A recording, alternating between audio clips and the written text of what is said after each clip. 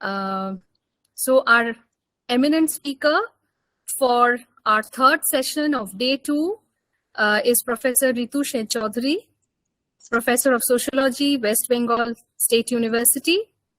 And her discussion will be on the sex-gender system, addressing the question of woman.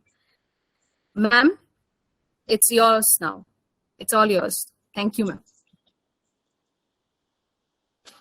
Thank you very much, Mohua, and thanks to the whole team of Women's Studies Lady Brabourne College for inviting me and for giving me this opportunity to talk to you, to share my thoughts with you.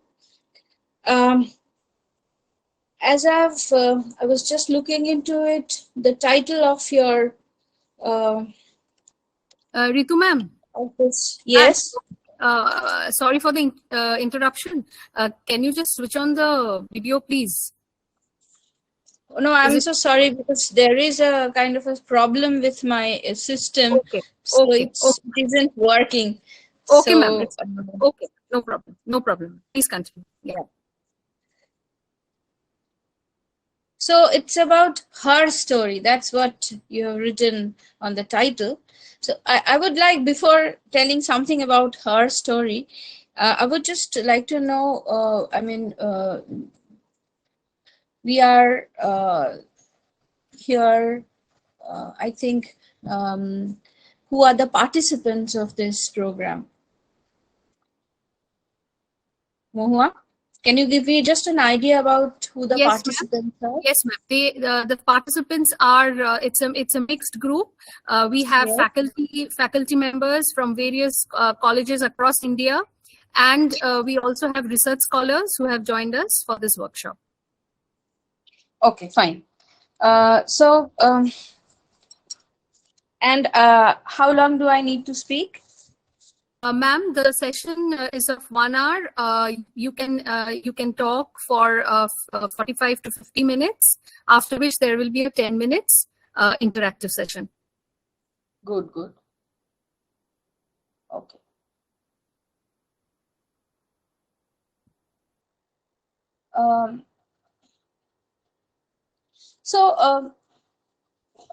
Who is she? I mean, if we are going to talk about her story, who is she? I suppose we are here addressing the question of woman, right? Before going into the detail of my proposition, I would just like to talk a little or play a little with the word woman. Do any of us have any idea about the word woman? What does it mean? What is its etymological kind of significance? Like the word woman is, interestingly, it refers to an old English expression, wife mon, which means the wife of man. So the very word woman, what should I say? It bears the history of our subservience, right? Yes, the wife of a man, wife mon, the wife of a man. It is an old English expression, wife mon, which means the wife of a man. And so the woman gets her signification in a not in a metaphorical sense of a term, but literally she's signified in being the wife of a man. So the word actually bears the subservient nature, the relational nature of woman. Having said that, I would just today maybe talk a little on the sex gender system, which we would require to understand, to comprehend the question of woman. So sex gender system, you must be knowing, it's an abstract system. It's a conceptual dynamic that I would be addressing here today. And whatever I would be saying would not or might not, you know, they might not directly reflect the life of one woman or a group of women we see around us, right? So I'm not talking about the life of a particular woman, or I'm not addressing real phenomenal women as such. What I'm doing here is I am referring to an abstract structure, a conceptual structure, which is the structure of sex gender system. And we are addressing that because we want to delineate, we want to think of, right, the category woman in an abstract term. So yeah, I mean, this is basically an artificial kind of distinction that I'm making here. I mean, the abstract, concrete, real, phenomenal, imagined, I'm doing these binaries, but then yeah, here we would require that for a while, because we would be talking about a woman in abstract terms. So I was just listening to the previous speaker for maybe 2-3 minutes, and what I gathered, she was talking about real phenomenal women who participated in the nationalist movement in India. But I would not be talking about real woman as such. I would be talking about woman as an abstract category. And to understand that abstract category, I would be referring to the structure, again, another conceptual dynamics, which is called the sex gender system. So the notion of sex and gender, it's often thought in a continuum, and sex and gender are closely related to one's identity. Generally, people seem to think that sex and gender are coterminous, like human females are, they are feminine, and, human males are masculine. So here is the distinction between sex and gender. We are born with sex, and we are being socialized into a gender. So gender as such is a social category, and sex is a biological category. Let us begin with this, but then many of us, you would be knowing that this particular distinction between sex and gender has been questioned, has been problematized by the later thinkers, later social feminist thinkers. For example, it was been thoroughly problematized by Judith Butler, who said that there is a continuity between sex and gender, and it's not that sex is a mere biological category and gender is a social category. Both sex and gender are social categories. So maybe I won't be able to do that with you today. I won't be able to go that far to talk about Butler, but then let us just begin with some basic let's begin with the basic distinction between sex and gender, but keep in mind that this is one basic step that we would be going through, and there are several.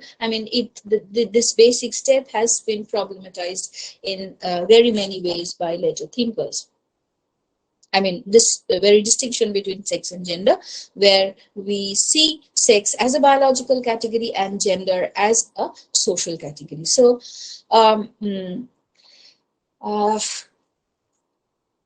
now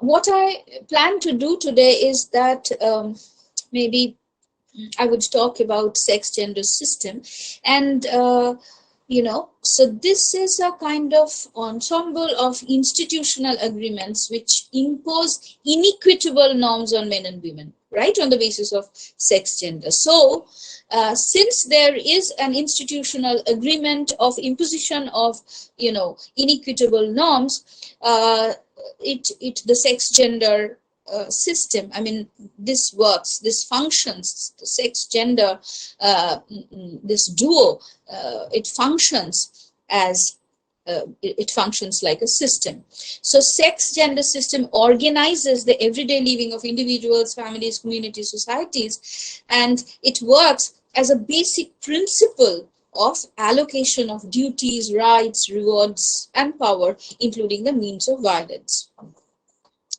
And way back in 1975, Gail Rubin uses the phrase sex gender system, and she talks about sex gender system. It's a set of arrangement by which biological raw material of human sex and procreation is shaped by human social intervention. So it is a system where women are oppressed as women, having to be women. I mean, so women in the sex gender system is an inequitable system where women are being discriminated, right? And the basis of his discrimination is nothing but their gender. Again, I mean, however, often in real life, women appear to be in a relatively advantageous position than men. In our everyday life, we see that there are very many women who are extremely successful, extremely accomplished, and they are in a relatively advantageous position than men around them. But then as I've already said, that I'm not really talking about an individual woman who has, got some sort of success and who has who stands in a relatively advantageous position than men. But I would be talking about the abstract nature or mode of discrimination, right? And this sex gender discrimination, it doesn't happen in vacuum. So there is it happens in an intersectional network where other social discriminations like class, caste, race, religion, these other what should I say, modes of discrimination work. So sex gender system do work in a system, in an intersectional network where other social discriminations also function. So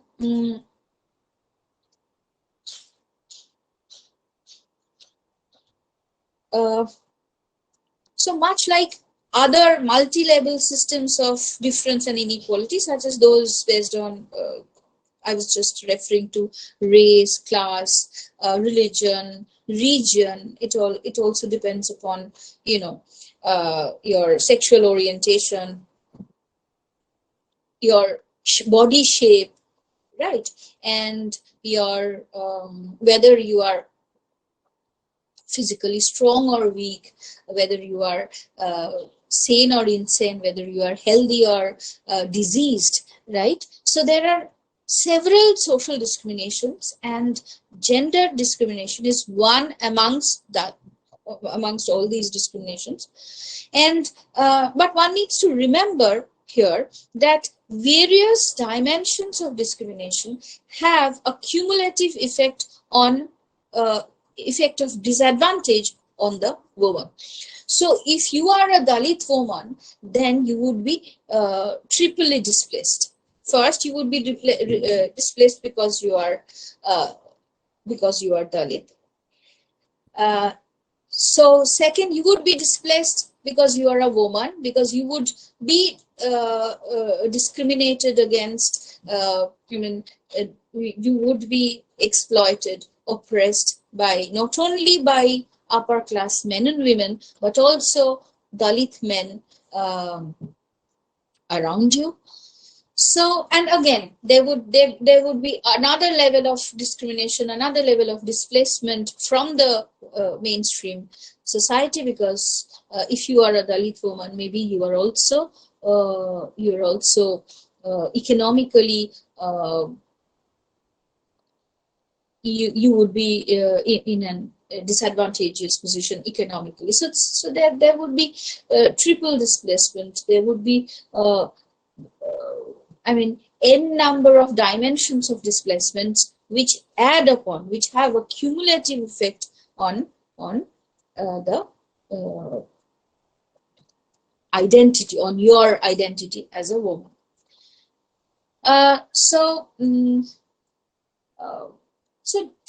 Basically, if you talk about discrimination against women, it is not something which is very simple and overt.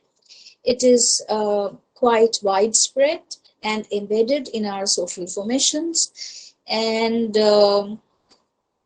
it may happen in various devious, covert ways.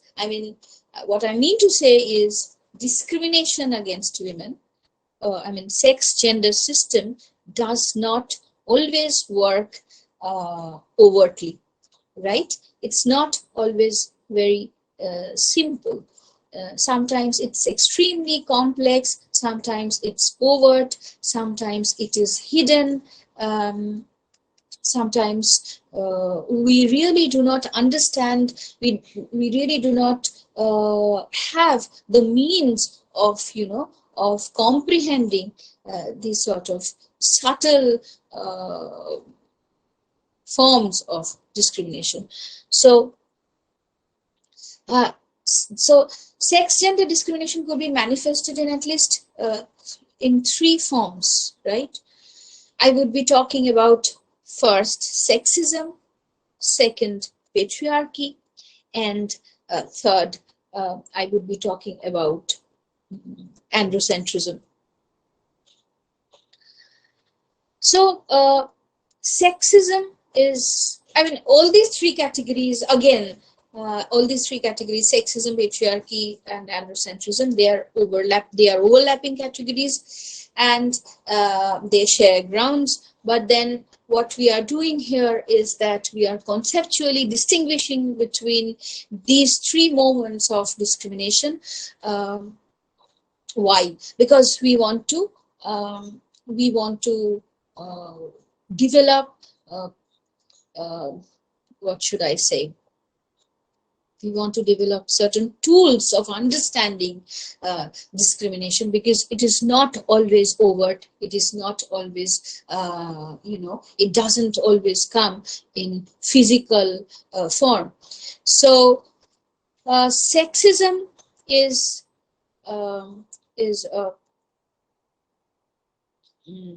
some sort of a prejudice or discrimination based on a person's sex or gender.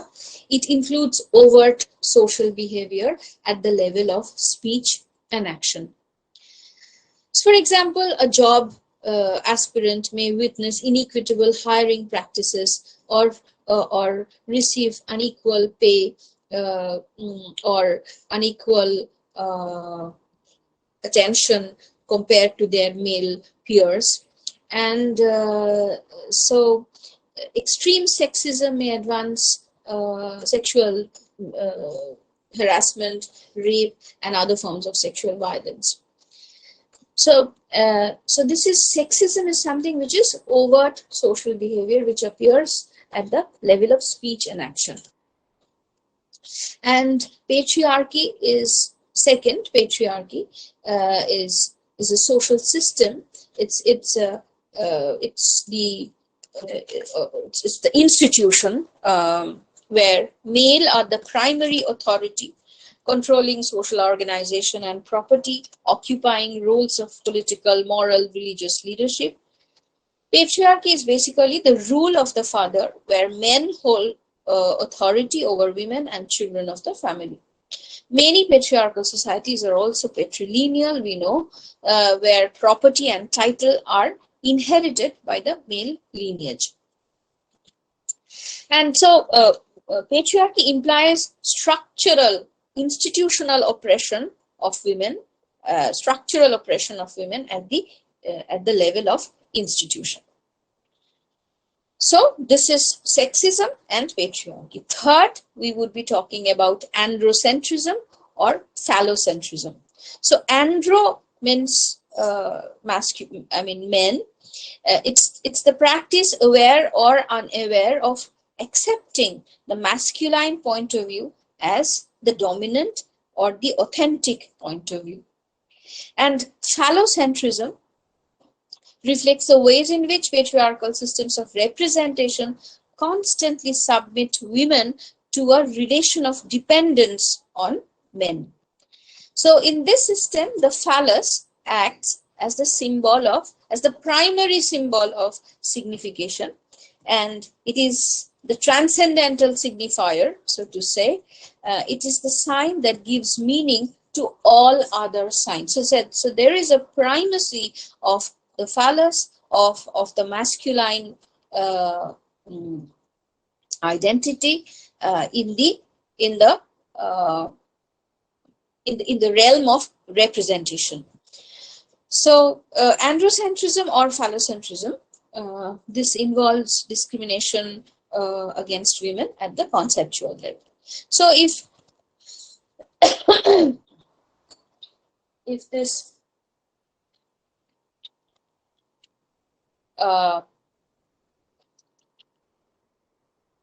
sexism is just a moment. Yeah. So if sexism is discrimination against women at the level of speech and action, at the level of overt social behavior, patriarchy is discrimination against women at the level of institutions, and phallocentrism involves discrimination against women at the conceptual level. So again, these three categories, sexism, patriarchy, and phallocentrism, are overlapping. We are just conceptually making distinctions between these three categories. Now, talking about androcentrism, you would see that androcentrism works at two levels. First is misogyny. So misogyny is cultural attitude of hatred for female because they are female. It involves sexist prejudice and ideology, and as such, it's an extremely significant basis of oppression of women. Misogyny works as an ideology or system of beliefs that goes along with patriarchies for several years and continues to place women in inferior position with restricted entry to power and decision making.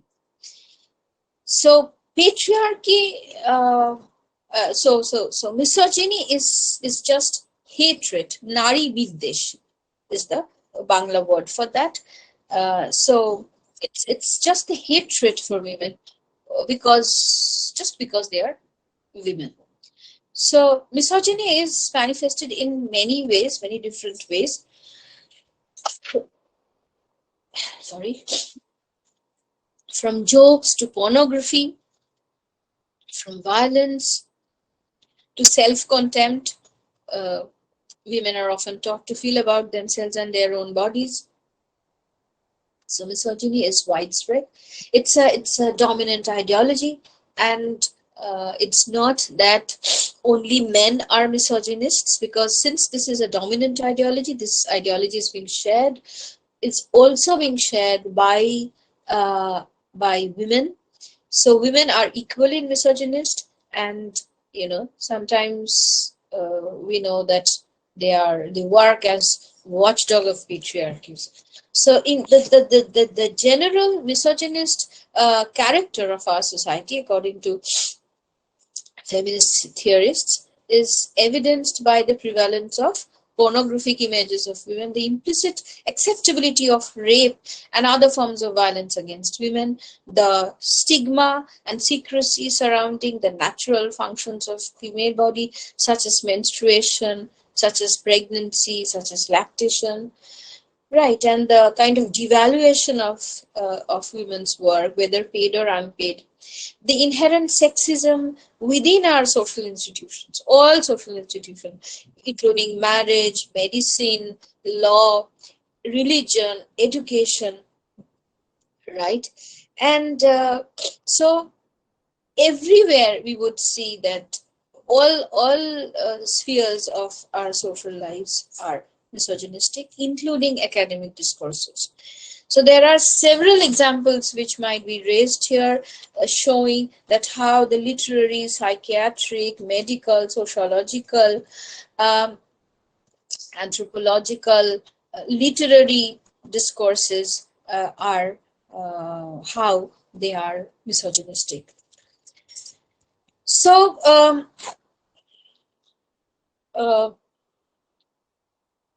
so the gender role socialization instills misogynistic attitudes among girls and boys. So it's not merely boys who are misogynistic, it's not merely men who are misogynistic. Women are equally sometimes, it's sometimes they're equally misogynistic.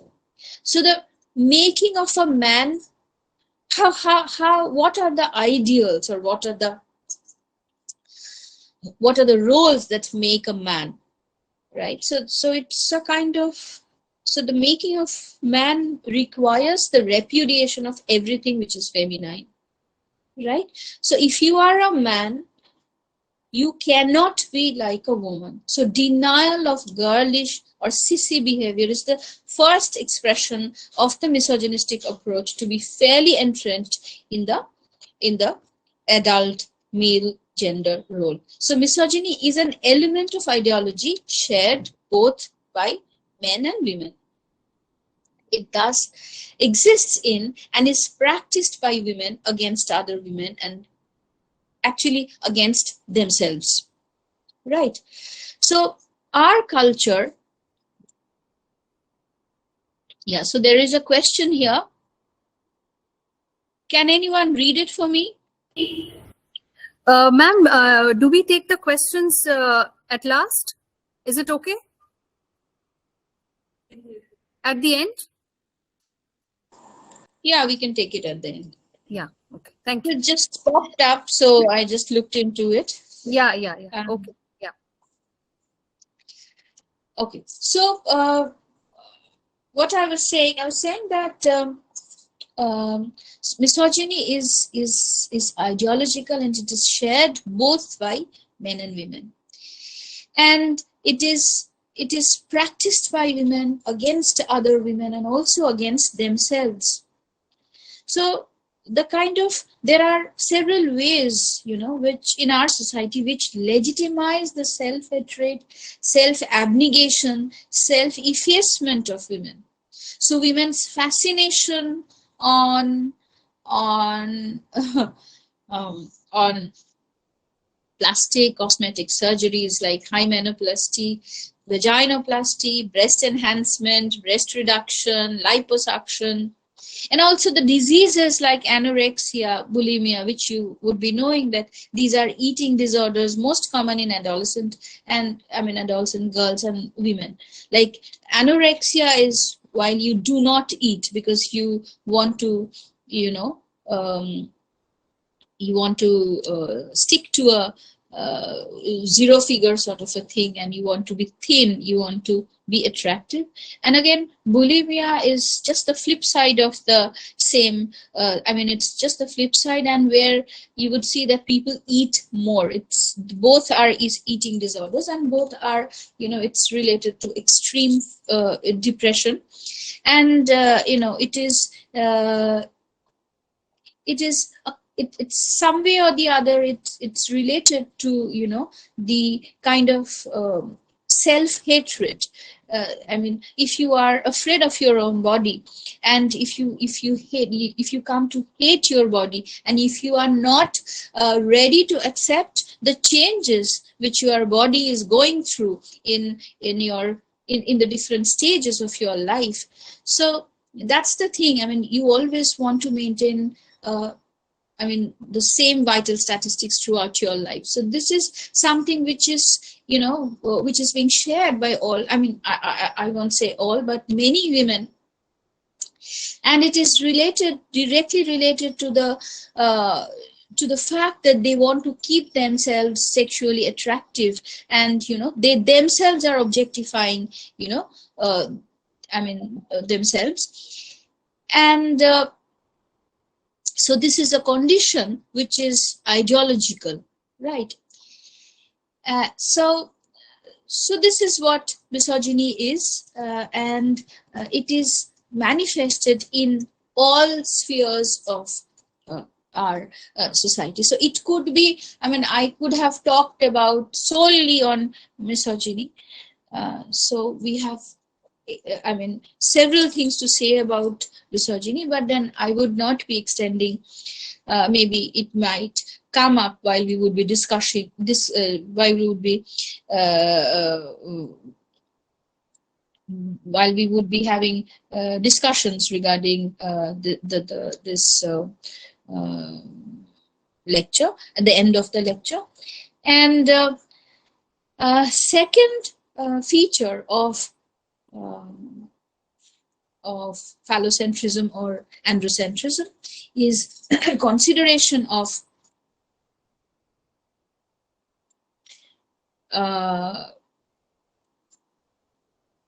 so again, something popped up here, but yeah, we would take it up later. I was talking about a second consideration of, the second point regarding what phallocentrism or androcentrism is. If misogyny is one, we can also talk about the consideration of universal humanity in the model of man. So human, if you write it, I always prefer offline, physical, face-to-face classes where one can do board work, where the mode of interaction is more direct. So I wish I could have written it on board. So let me write it like human. I want to write the word human, Human. So human means it is neither man nor woman. It is a general, it's a universal category that to name a species, human, right? So the way it is written, we do not. There is this M is actually always written in capitals. So there is a kind of dominance, there is a significance, there is the significance of man in the category human. So while we write human, we actually write the M in the word with capital. So it is HUMAN. Right? So we do not see it in capital. It's a metaphorical capital M that is there in the word human. And the man-woman distinction, if you look into it, the man-woman distinction is similar to a number of other distinctions, right, that are often treated as paired concept or binaries. For example, nature, culture, private, public, feminine, masculine, emotion, reason, humanities, sciences, immature, matured, infant, adult, ignorant, enlightened, body, mind, victimized, empowered. I can speak on and on about this. Just hold on for a sec.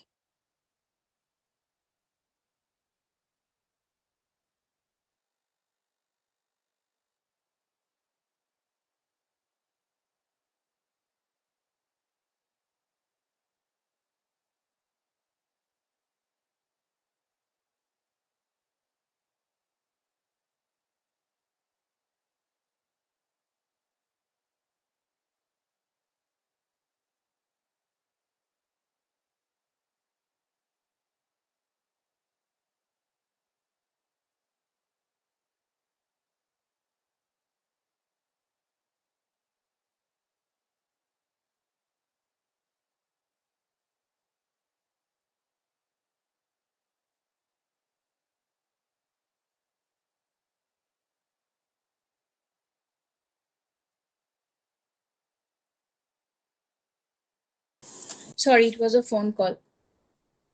I had to take it. So I was talking about the distinction between man and woman is similar to a number of other distinctions, right? And I was just giving like a list of that those categories. I said that it's about nature, culture. It's about the distinction between nature, culture, private, public, feminine, masculine, body, mind, victimized, empowered, good, bad, and there are several other similar distinctions. Most often, you would see that one side, one side of this binary is considered to be the superior or more powerful or even more developed than the other side. So you would see that this dichotomy, this binary, this distinction is not a mere difference. So while we say reason and emotion, while we say public and private, while we say nature, culture, these are not mere differences that we are talking about. So there is an underlying sense of hegemony or superiority of one particular side. So reason is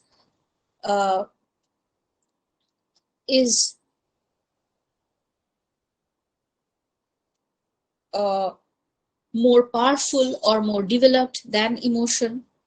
Science is more powerful than humanities, right? Adult is more powerful than infant. People who are enlightened are more powerful than ignorant people. The category of mind is more powerful than body. And of course, masculine or men is more powerful than women. And these paired categories,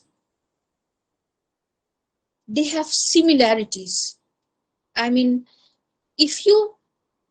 These pair categories or these binaries look alike. They work alike because, say for an example, we are talking about, if we talk about man-woman distinction, then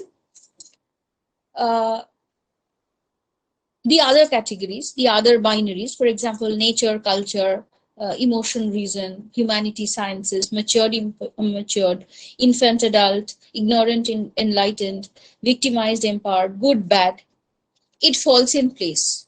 I mean, if you would notice that one side of the binary works or goes hand in hand with the category, with the identity category woman, while the other side matches well with the identity category man, right? Now, if you just shift the man woman from here and you place east west, again the same thing will appear. So these binaries are actually binaries of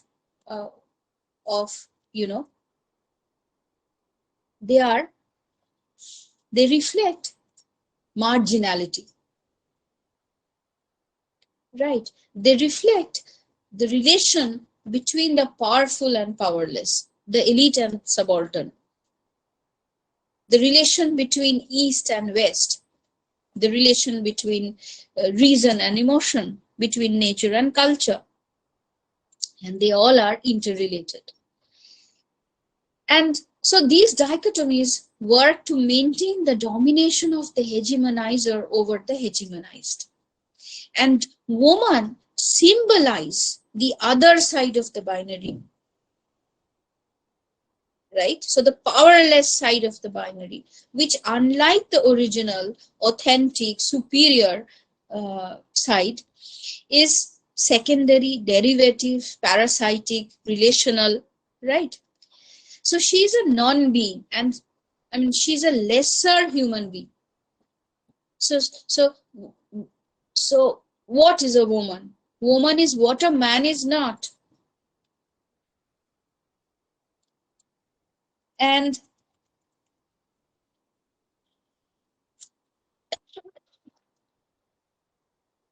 this and the maleness, masculinity, or the masculine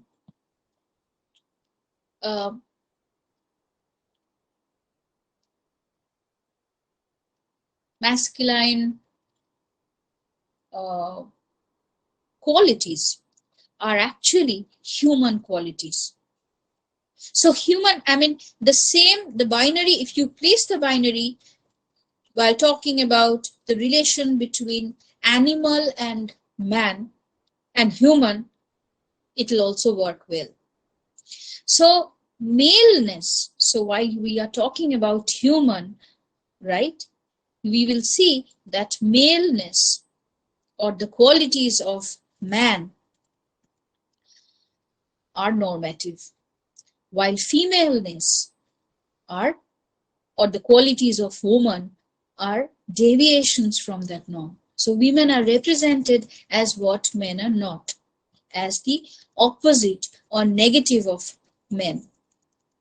Now one can say that women are not always represented as the opposites. They are also represented as similar to similar to men. So women are not always represented as the opposites, like we were talking about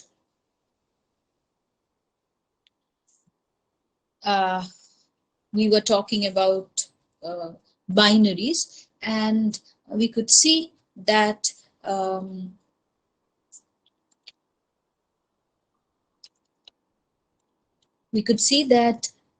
while talking about binaries, men or women are represented as oppositional, but that is not the only way of representing women. Women are also represented as similar to men, or even as their complements. But in all these three cases, in all these three possibilities of opposition, of negativity, of inferiority, and also of accommodation, unification, like if you talk about women as complements of man or as similar to man, in all these cases, in all these possibilities, you will see that women are posited as against men. They are conceived in relation to men as variants of men, right? And so, I mean, here lies the significance of the word woman. I just began with that, I mean, which is wife of a man. So in the etymology of the word, we see that there is a relational mode where the word itself gets a significance, the identity category gets significance in being the wife of a man, in being subservient to men. So in this whole thing, while we were discussing the sex-gender system, you would see that we did not talk about other genders, right? The dominant structure of sex-gender system refers only to male and female bodies and identities.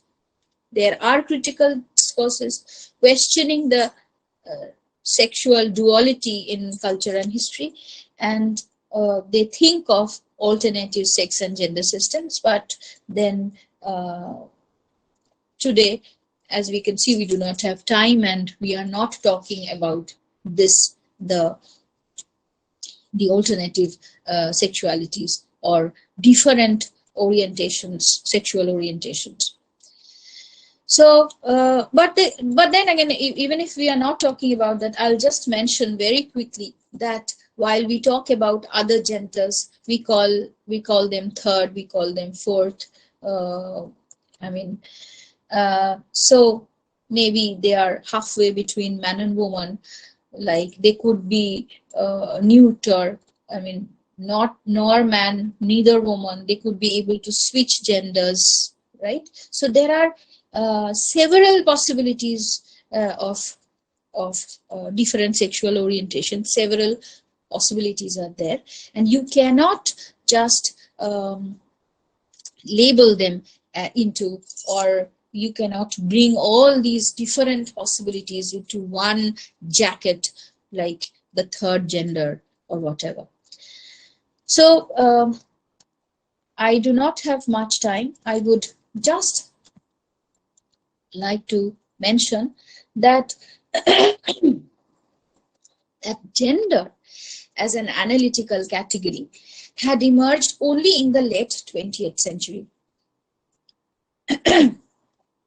It is absent from the major bodies of social theory articulated from the 18th to early 20th centuries.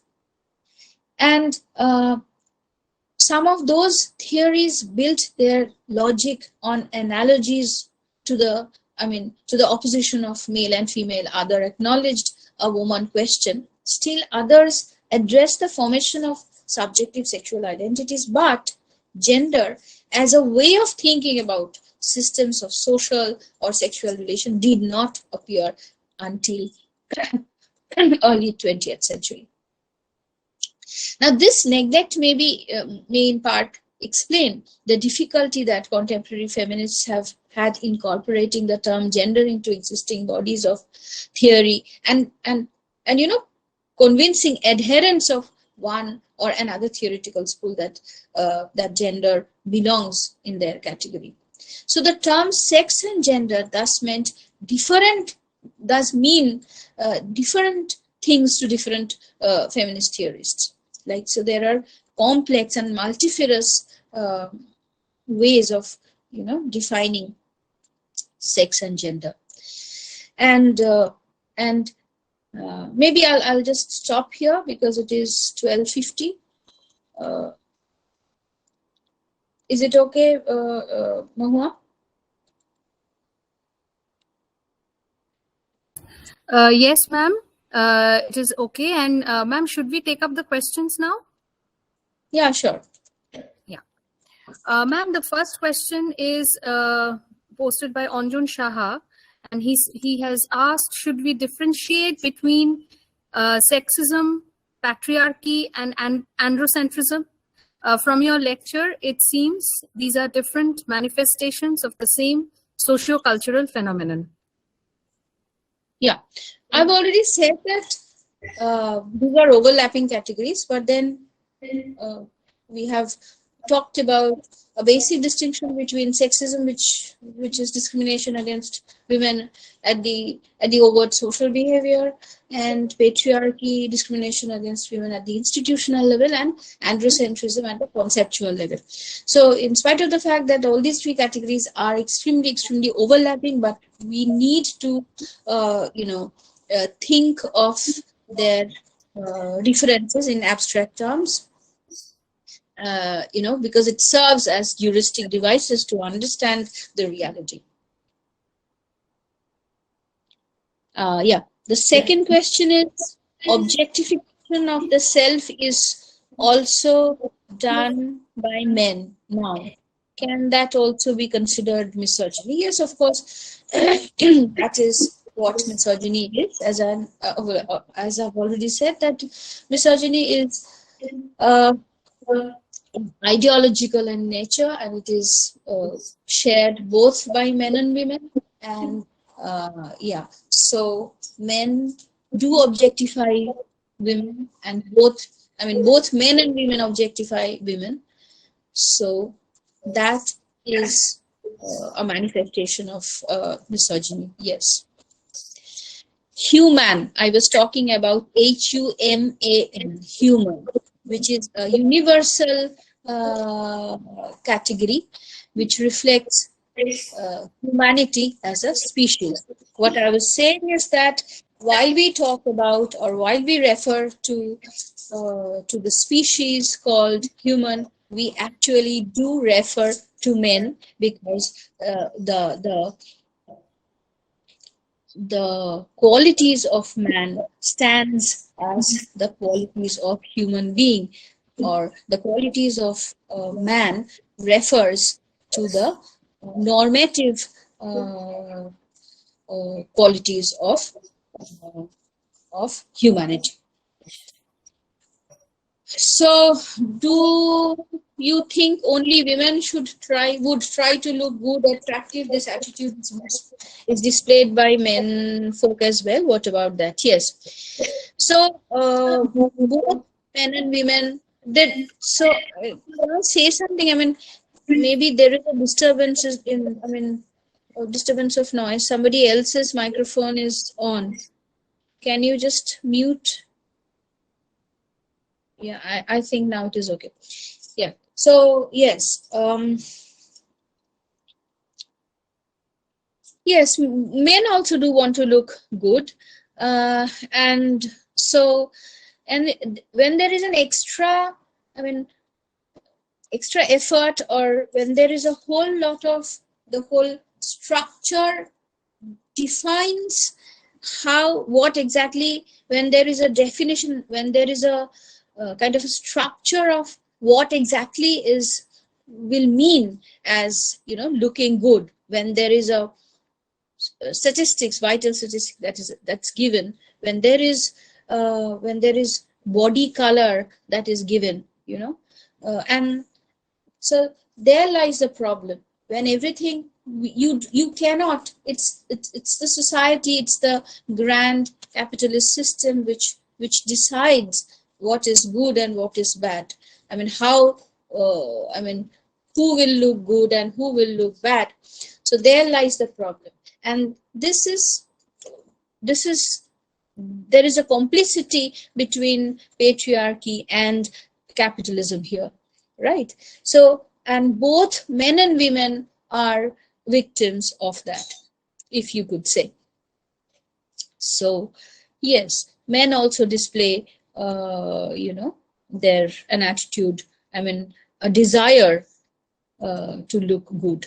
But then there is a difference between the way it is done by men and the way it is done by women. So the mode of objectification of women's body is different from the mode of objectification of man's body, right? So yes, men do reflect, men do have such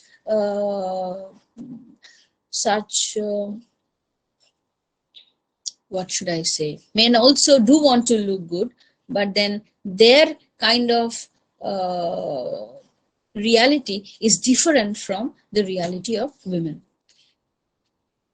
So what is the difference between feminism and gynocentrism?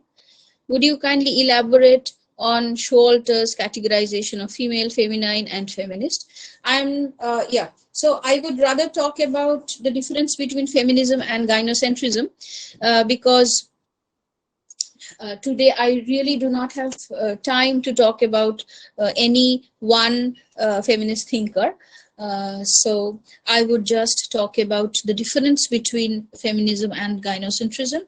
So gynocentrism is the primacy of woman. So some feminists are gynocentric, like they want to just do a work of inversion, like when there is patriarchy, they want to replace patriarchy with gynocentrism, where women would come to the positions of power, and the whole question of power will get inverted here. But then all feminists are not gynocentric, because there are several feminists who would actually question, actually problematize the kind of power relation, the inequitable, power relation that is problematic for them. So they are not actually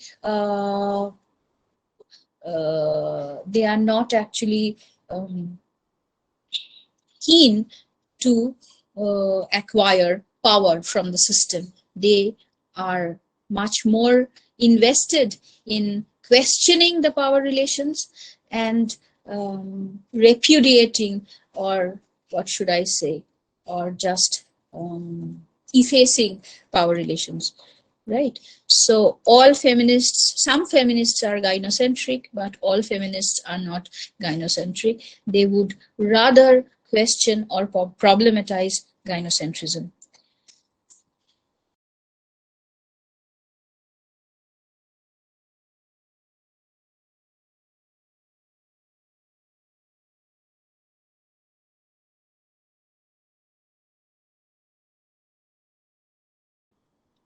There is another question. What is proto-feminism? Uh,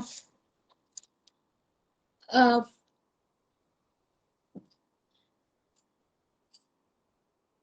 Proto-feminism is basically, it is a concept that anticipates modern feminism. Uh, it is, um, uh, I mean, from a time. So feminism, there is a kind of a beginning of feminism, right? It is a philosophical theory that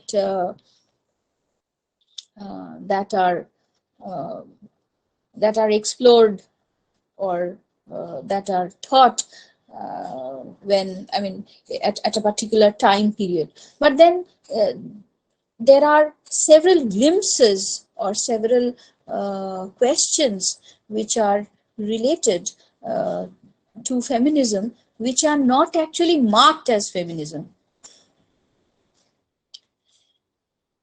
So that is called proto-feminism. It's not purely feminist in nature, but then these are questions which are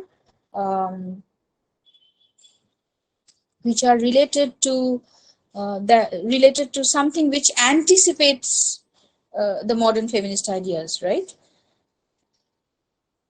So this is something which is prior to feminism, or maybe it anticipates something which anticipates the 20th century or modern feminist ideas. Any other questions? Are there any other questions? I just cannot see. Do you have any more questions for Ritu ma'am? You can post them in the chat box if you have.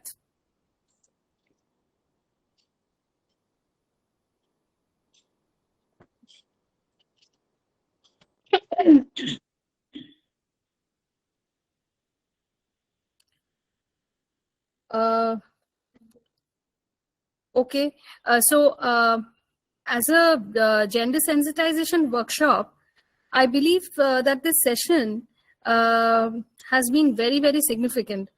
Since Ritu ma'am has deliberated at length on key conceptual categories, which are very essential to understand, discrimination against women. So, ma'am, I thank you for your very intriguing and very stimulating presentation today. And it is an honor to have you with us today.